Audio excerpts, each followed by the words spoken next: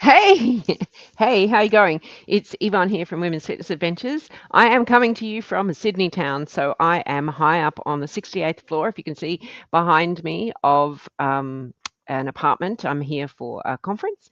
I come down once a quarter for a conference and catch up with my business besties. So it looks like I am floating in space because of the direction of the sun, but this is real. I am here. So welcome and thank you for joining me. And I am coming to you from Sydney time, so a little bit earlier than normal. So thank you if you're watching live. If you're watching on the replay, please let me know. So I am going to talk today about the joy of training in the rain and in the sun as well, in the warm heat. And when we are on adventures, when we're on multi-day hikes, we can't, even though we ask for it, we can't always guarantee that the weather is going to be in our favor. We do ask for blue sky and picture perfect days so that we can maximize every opportunity of the hike, but it doesn't always happen like that.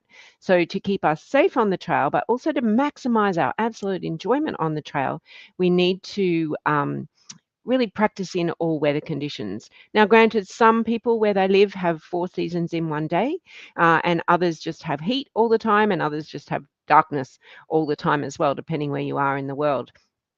So on the weekend, we had the luxury, I suppose, of being able to train in the rain. And you can be a fair weather hiker and just choose to hike on the sunny days, which is fantastic if you have that luxury. But if you're booked onto a multi-day hike, it's not often the case that you can be guaranteed that. And by choosing not to hike on a rainy day means that you can miss out on perhaps going through some destinations, or if you're on a multi-day hike that is a through hike, so it keeps going, or the rain comes halfway through, you can't get off, or it suddenly gets super hot. So how do you know what to do? So we had the pleasure and the joy of hiking in the rain on Sunday. And when we woke up, our view around safety is that we will hike in all weather conditions, providing it's unsafe. So unsafe would be if there was lots of thunder and lightning or very high winds, or the temperature was just too high to be safe. But other than that, we need to get out there and we need to test our gear. So I'm first going to talk about hiking in the rain, finding joy of raindrops on your head, and then hiking in the heat as well. So firstly, one of the things, it was absolutely, all the storm warnings had gone. It was all clear. It was absolutely, cleared away. So we were good to go. So we all pulled up into the car park and the heavens opened. Oh my gosh, did they open? It was so heavy, so heavy. And there was thunder and lightning around, but fortunately we were under a good shelter. And we took that opportunity to talk about um, everybody's experience on multi-day hikes and whether there was any words of wisdom to share. And there were some great wisdom words there, but it was mainly around because the weather was uh, so inclement, talking about our gear. So we spoke about raincoats, we spoke about backpacks, we spoke about hiking poles, and lots of other things to do with wet weather. So let me just give you the quick summary of that. A raincoat is not a raincoat is not a raincoat. What is a raincoat in warm sunny Queensland for our torrential bucket down 50 millimeters in less, in an hour, compared to some that might have 5 millimeters across a day is a very different experience. But there's also wind in that as well. So, and if you have Queensland rain in summer and it's boiling hot, a raincoat just makes you hotter. We hiked again in those weather conditions the next day. So what we look for in a raincoat and why we train in the rain is so that we can test our gear before we actually get on the trail. Because there's no sense in having the best bells and whistles in all our gear if we haven't tested it in conditions that could possibly come up when we're out hiking. And if you have a raincoat that you've had for a couple of years and you think maybe that'll work for me on a hike, how do you know unless you've tested that out. And raincoats will perish, boots will perish, glue will come apart, backpacks will become less waterproof over the years as well. So if you have a raincoat and you're going to any destination where a raincoat is required, you need to test it out before you go. So getting out into rainy conditions is really great. So making sure, and then we can wonder whether is our raincoat really working or is it leaking? So if we put our raincoat on and it does up tight around our wrist here, but if we pull our poles up above us, the water from the poles is just going to drip down on the inside of our raincoat. So we can tend to think maybe my raincoat's leaking there. Or if we don't have our hood on, if we've just kind of got our hood tucked there, water can run down the back of our neck and we can tend to think that our raincoat is leaking as well. Or if we get super hot on the inside and we're hotter on the inside than the outside temperature, then we can sweat, which is why sometimes you'll have raincoats that have the zips there. So all of these things are really worth testing out on our training, on our trails, because when rain comes in some locations, it comes down really quickly. I remember being stuck, well, not stuck, but being on the top of the Tongariro crossing in New Zealand, one of the great day hikes of the world. And beautiful sunny day. We just got up from lunch and then the heavens opened and we needed to really put that wet weather gear on super quickly. And you can soon tell who's tested their gear and who hasn't. So with our raincoats, we also want to make sure, and we do this in training, that it comes down over our bottom, well over our bottom, so that the water doesn't fall off the backpack, curl under the backpack, and then straight down into our pants, and we get wet undies, which is not a very nice feeling. Let me tell you, it's not. So you want to test all those things out. How do you feel with your layers on when it's raining and your raincoat? How does it feel to move? It's harder to put your pack on when you have a raincoat as well. What do you do with your foam? Where do you put all those bits and pieces? How does the buckle do up? Do I need to loosen it? Do I need to tighten it? How long will the raincoat stay, keeping me dry for? How long do I keep it on before I get too hot? What do I do if I get too hot and it's raining? That's one piece of joy hiking in the rain gives you. It gives you confidence that when you go out on a multi-day hike, that the most significant piece, the backpack, the boots, and the raincoat, one of the three most significant pieces is up for the job. So you want to make sure that the raincoat is really fit for purpose. So you don't want to take any chances, and you want to test it before you go. Now, if you're in a location where it doesn't rain very often and you are going to a rainy spot, then get someone to hose you. Just not full on face, drinking from the fire hose, but just on that shower setting and just test how it goes, because it's really, really important. Because if your raincoat fails because you haven't tested it, it's fine in training because that's what training is for. But if your raincoat fails when you're out on a hike, a multi-day hike, how do you get another one? What happens if it fails partway and it gets really cold and you're wet and cold? You're just putting yourself in a situation that you didn't have to be in on. And I know, hello everyone there from Queensland who's watching. It is superstorms today, nothing like Sydney town. It's actually feeling a little bit cold down here at 23 degrees. But yes, I hope those storms haven't been too bad today. So you really do want to test out that raincoat and ask for advice. If you don't know, if you're unsure, if you don't know whether it's waterproof enough, take it to the store. Find a trusted store, find a trusted community to ask. The other thing you want to check is your backpack. Does it have a rain cover? Most of the rain covers that are built in are water resistant. They won't hold off a big storm. So you want to check, is it easily put on? Does it come with one? Some don't come with them anymore. Is there another way that you can also waterproof? So putting a garbage bag inside and putting everything in there, making sure that's really tight and secure. Also, where do you put your phone when it rains? Where do you put your car key when it rains? Really important that the usual spots that you have sometimes aren't the usual spots when the rain comes in. So you really want to check that as well.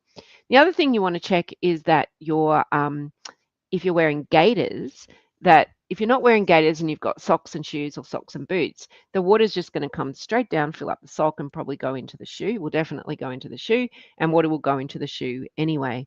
If you're wearing gaiters, short gaiters, the sock gaiters for most of us, what you want to do is make sure that the top of the gaiter is over the top of the sock, because if the sock gets wet, it's just going to start trickling down the sock, getting wetter and wetter like a sponge, whereas the gaiter being over the top of the sock will protect that, protect your sock from getting wet for a fair chunk of time. So just some really important considerations for finding joy in going out in the rain. I know that it's easy to say it's raining, I don't have to go out, but just think of the opportunity to test the gear so that you know when you go on a multi-day hike and you don't have opportunity to buy stuff, and who wants to buy stuff when they're away? You want to enjoy the hike for what it is, that you know that you've got the trusted pieces with you, that they are going to work, they're not going to let you down, because they're the things that will keep you safe on the trail. And by keeping safe on the trail, we absolutely maximize our enjoyment and are there for the purpose of what we want it to be, to experience a great part of the world on our feet. So just as we hike in the rain, and we need to make sure that we're also, when it's raining, most of the time it tends to be cooler, that we're still staying hydrated enough, because we can lose, fluid, water, when we're hiking in cooler weather and rainy weather, just as much as when we're hiking in hotter weather. We tend to think we need more when it's hotter, and we may do, but we need really the same amount all the time. So practicing all of those things when we're faced with weather that's not our ideal is just really great for training. So see if you can find some joy in hiking in the rain. So Gillian asked, what are the best gaiters to wear in the rain? So, and I was going to put the link in for our members, and I'll do that in the newsletter tonight. Just let me make a note of that. I'll write that newsletter later tonight. Generally, if you're, for most of the trails in the world, unless it specifies, you don't really need long gaiters unless you're off track, or unless there's lots of reptiles or bushes and stuff like that, or there's heavy snow. But so ankle gaiters, or sock protectors as they're often called, are a great thing. You don't have to have them, but keeping those little stones and things, bits of dirt out of your shoes or boots is a great thing. The sock protectors that you could buy from Bunnings or places like that are generally water resistant, not waterproof. And the moleskin ones, or the equivalent, are much better, and you can tend to walk through creeks and keep the boots relatively dry as well. So I'll pop some links for our members in the newsletter tonight of 3 different locations that you can buy those online, and they'll send them pretty quickly to you as well. So great question. Thanks, Gillian. And if you're watching and you're not a member, you might want to jump onto the newsletter or the member community to find that out. So just as we hike in the rain and we test our gear, we also need to hike in the heat to test ourselves, or not test ourselves, to understand what our body feels like when we get hot. Now, marked, it's very hot generally where I hike. Welcome, Gillian. But if you are booked on a hike, a multi-day hike to Europe, a multi-day hike to a warmer climate, to Europe or Morocco, or somewhere like that, then chances are it's going to be warm. And if you are, again, someone that only hikes in fair weather, then you are going to really find it a challenge, because the European summer is getting longer and longer. And whilst you might go at the beginning of the season, or the end, or the shoulders, as we say, those shoulders are changing in their temperatures as well. And I've seen people who, from cooler climates, choose not to train during the warmer months. And then when we go over to international destinations, really find it a bit of a challenge in the beginning, because they haven't got accustomed to what it's like hiking in the heat. Now, you don't go out in extreme conditions, but we need to understand how our body adapts in all of those conditions, from rain to heat as well, and what it feels like to get really warm and how you cool down, or what it feels like to get cold or wet and how to keep yourself dry and warm, and what that translates to on the trail as well with our feet. Does a wet trail give me more or less confidence with my balance, with my stability, with my willingness to step up and over trees that might be down, or on wooden, duck boards and things like that? And the same in the heat, though. Do I want to go at a faster pace? Do I go at a slower pace? How much does it slow me down? What happens when I get hot? What happens when I get hot when I go up a hill as well? What happens? How much water do I drink? How much? How long does it take me to cool down? What happens to my heart rate? All of those things are really important to practice in our training. And you might think, oh, here she goes again, just talking about all these things that I have to do with my training. But I know from all of our members who are watching and who will watch on replay and who are in our community that they are strong hikers because they have mastered or on their way to mastering all of these things, which are really considered, um, the foundations of hiking, because they're the things that once you have them embedded in you to understand how your body reacts, how your gear performs in the conditions that you potentially are hiking with, you can say yes to so many adventures. When someone rings you up and says, hey, do you want to go on a hike this weekend? You can say yes because you know you have the confidence in yourself to do all those. You won't be using up a lot of energy with the anxiety of worrying about, am I going to be fit enough? Am I going to have the right gear? Am I going to be safe enough? What happens if? What about this? So finding joy in the training, the raindrops keep falling on my head is a great, little mantra. And it was interesting when we were hiking in the rain on Sunday, just how many loved it. We huddled together like penguins to start with, but shared stories of our gear and shared stories of equipment. Oh, and one thing I meant to say on the raincoats is you can spend a lot of money on a raincoat, but the more zips and little intricacies a raincoat has, the more opportunity there is for it to become potential leakage points. Like a bathroom, if you're tiling a bathroom and you put the shower in there and then you can screw in soap holders and all sorts of things. The more little points you make in the tiles, the more potential there is for it to become less waterproof. So it's the same with a raincoat. We really want to have the requirements, but make sure that it's the requirements for the right reasons. It's not overkill. So sorry, just digressing a little bit to that. So when we have the right gear for the weather conditions, so wet weather, and then we go out and we test ourselves in the rain. What does it do to my glasses when I walk in the rain? Or do I need a cap? I can't hear anyone when I have my hood on. So what does that mean in terms of having a conversation with someone or not?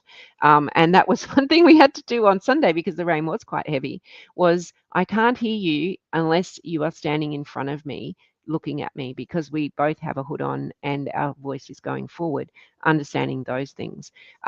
But the same in the heats, we might be just trying to cool down. Can we, in our hiking clothes in summer, if we wear merino tops, I know they are fantastic, I wear them too, but is there a cooler version, or how can I make myself cooler? Do I need a neck towel? Is the bucket hat the right hat for me? Is the cap the right hat for me? Are those ones that are waterproof right for me? And they're very hot, let me just say, they do not breathe.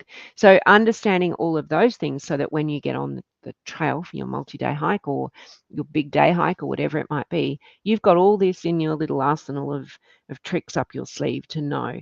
So, getting to know our bodies, how it behaves, what our feet do, what our balance does, what our gear does, on all weather conditions. It would be great if every day was just like the postcard, but it's not going to be. It's how, we can control a lot of things, and we can control how we respond to things when we have our right setup. So I want you to think about that, because as we move into summer, for some of you, the weather will be getting warmer, and there's that opportunity to learn in warmer weather. And for some of you, the weather's getting stormier. And yeah, okay, yeah, Alstonville, yeah, absolutely, and all of our Queensland friends watching, and I think even northern New South Wales. Sydney's meant to get warm, but not that warm and not that stormy. It gives us all an opportunity. Don't be scared of it. Just be wise about it. Our members certainly can ask a whole lot of questions in our group about, hiking in different weather conditions if you're not used to it, and, hiking at a pace in different weather conditions. What works for you, and finding out, I often talk about benchmarking. So finding out what your benchmark is in terms of weather. And, when the girls just were in New Zealand, on our recent New Zealand Southern Lakes, there was snow.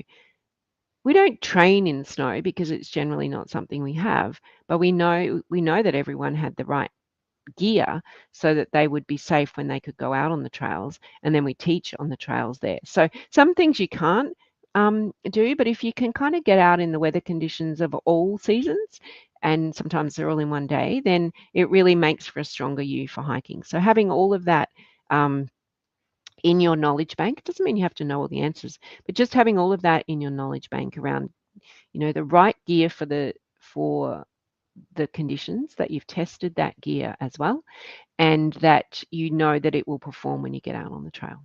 So they are my words of wisdom today, and those raindrops were falling on my head, and it was fun. Let me tell you, it was so much fun. So if you haven't done some training in the rain, safe rain, then I encourage you to do that, and just see how your body responds. And if you haven't done some hiking in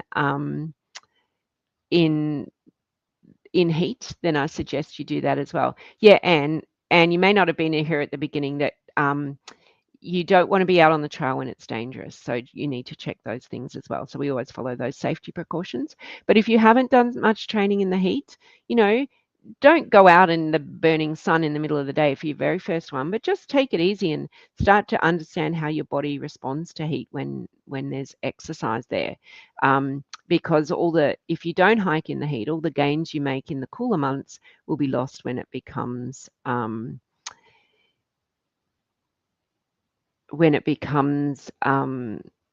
other half. So if you're always training in the cool weather and then it becomes the warmer weather, you're going to and you don't hike, you're going to lose those gains that you made in those cooler months. So Mel, I'm just going to put your question on the screen here. Can you join Women's Fitness Adventures if there's no hiking groups locally, but really want to learn how to hike so you can go on some of your group trips? So some of our members are watching in here, and they might want to add a comment in here because some of them do live quite remote to us. So yes, so everyone generally can join Women's Fitness Adventures from wherever you live. So we do have a lot of ladies that live remotely. We have a lot that live on properties. We have some that live in smaller country towns all over Australia. And we have some that live in cities as well. So inside our membership community, and hopefully some of our members will jump in here as well, is that we teach you and we train you, and you can come with us on a hike, or you can then have all the skills to go on your own hike. So there's a 24/7 community, and we connect you with women that are close to you as well. So generally we have women in most locations, or within maybe an hour at the most drive. So I can't vouch that there's one right near you, Mel, but there may be there. So I know that I don't think they're probably going to get this in time, but all of our multi-day adventures come with a group hike training plan. So it's either 3 or 4 months, or if you're doing our Larapinta or our UK, they're 6-month programs. Our Couch to Mountain is a 6-month program as well. And so we meet with you online. We give you the programs broken down week by week for those times. We have masterclasses that teach you all of the things that I've spoken about today, but in much greater depth, with a whole lot of resources to go around it as well. So no, you don't have to have a hiking group. We can give you all those skills, and we give you really the confidence to be able to go out on the trails knowing that you'll be safe if you did choose to go on your own, or you'll be safe if you go as a group of people. And you then have the confidence. We give you the confidence and the skill set to be able to hike the trails of the world. There you go. Marie says she lives 2 hours from Brisbane. She does most of her training locally, but venture to Brisbane from time to time because it is good to meet in person. Now, Marie does live out in the beautiful countryside. Christine travels Australia in her caravan, catches up with members wherever she goes. So Mel, I would encourage you to become a member. We have lots of opportunities to join group sessions, and we can reach out to others in our area as well. We also teach online hiking fitness classes. And I was talking to a friend of mine the other day who said, how do you just know all this stuff about women and hiking? And why, I was telling her what we teach in the classes about, the strength in the muscles that help us on the trails. Why we have the Step Fit classes, so that we have observed over the years that when we get tired, we stop lifting our feet. So we teach the Step Fit classes online to encourage us to train our glutes, our butt muscles, to lift our feet for when we feel fatigued. So, there's lots of things. One of the reasons we started the Couch to Mountain program is so that we can't be everywhere, so that we could teach women wherever they lived. And what has come from all of our members all over the country is a really strong community.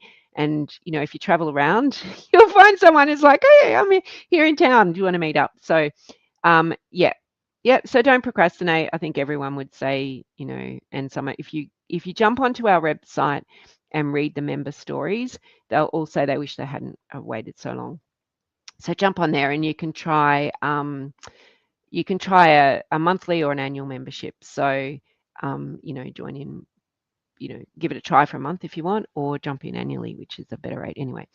So thank you all for joining me at different times. So I probably jumped up on and snuck up on a few of you, but I am off for the moment to catch up with my business besties and do some more learning this week. I will have the newsletter out for our members and non-members this afternoon, but the newsletter will have the gators, well, this evening. So when you wake up tomorrow, it'll be there. So thanks for joining me. I'll catch up with you next week. I'm back home in Brisbane. Have a lovely afternoon. Bye.